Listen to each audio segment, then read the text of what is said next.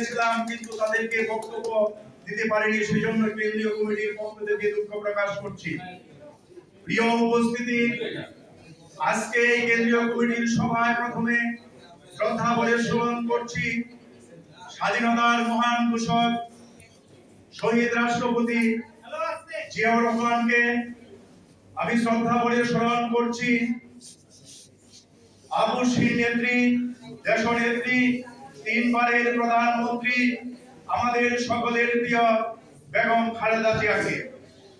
আমি ধন্যবাদ জানাচ্ছি বাংলাদেশ প্রাথমিক শিক্ষক সমিতির পক্ষ থেকে 5 আগস্টের পর আজকে 12 ফেব্রুয়ারি স্মরণকালের অবাধ নিরপেক্ষ সুষ্ঠু নির্বাচনের মাধ্যমে নির্বাচিত মাননীয় প্রধানমন্ত্রী জনাব তারেক রহমান মহোদয়কে বাংলাদেশ প্রাথমিক শিক্ষক সমিতি কেন্দ্রীয় কমিটি থেকে শুরু করে সকল পর্যায়ের নেতৃবৃন্দের পক্ষ থেকে আন্তরিকভাবে শুভেচ্ছা ও অভিনন্দন।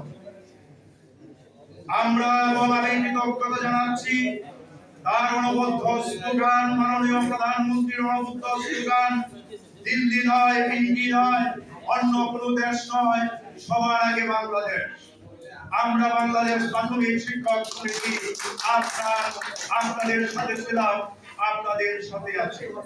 আগামী দিনে বাংলাদেশের অগ্রযাত্রায় বাংলাদেশ প্রাথমিক শিক্ষক সমিতি শিক্ষা এবং প্রাথমিক শিক্ষার মান উন্নয়নে এই নির্বাচিত গণতান্ত্রিক সরকারের সাথে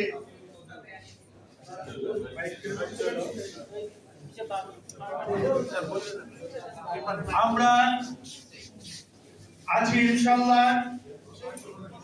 তো আজকে